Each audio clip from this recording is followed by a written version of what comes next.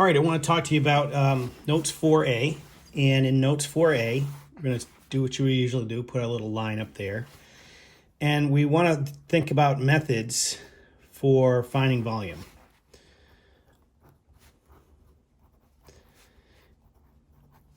There's a number of them. We're going to call this Note 4A. And the goal for us here is to we're going to divide this up into 4 boxes. I'm going to make the top 2 a little smaller than the bottom 2. So the name of this method is simply multiplying dimensions.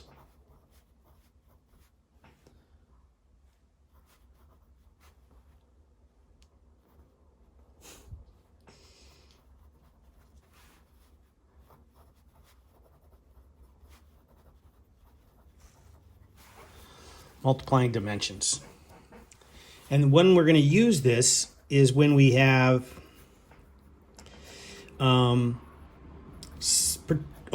particular kinds of shapes can we use it. We want to have what's called a regular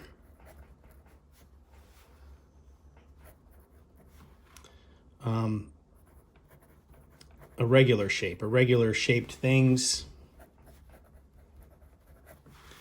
And they have what we call sides on them. So I'm thinking of something like this. Something doesn't have to be a cube, but it has to have regular sides on it. And then we're going to use some tools for this. All we really need for this is a ruler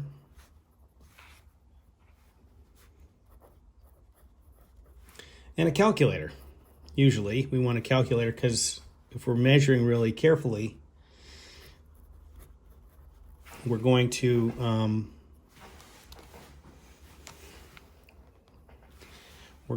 have really carefully done numbers. So we want to have a calculator to help us.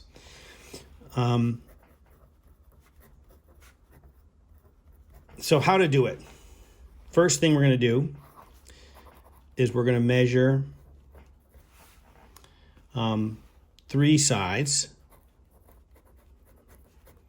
length, width, and height.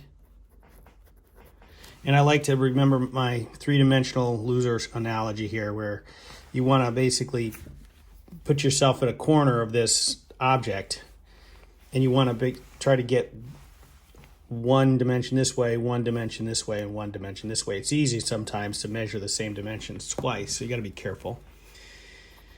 And then you're simply going to multiply. Multiply those 3 dimensions.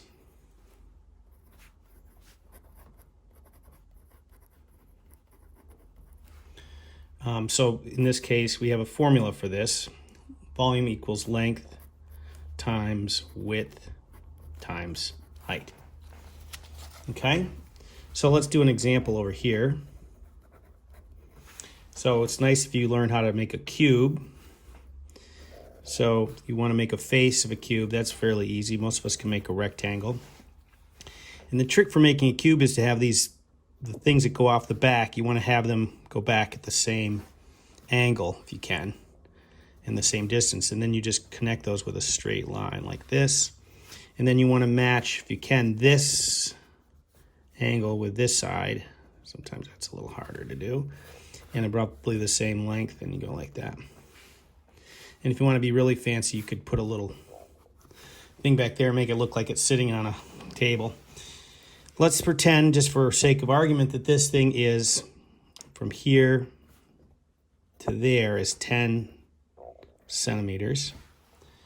And let's pretend this looks a little bit probably longer than that, but let's say 5 centimeters. And then let's imagine this thing is from here to there. That's going to be 18 centimeters.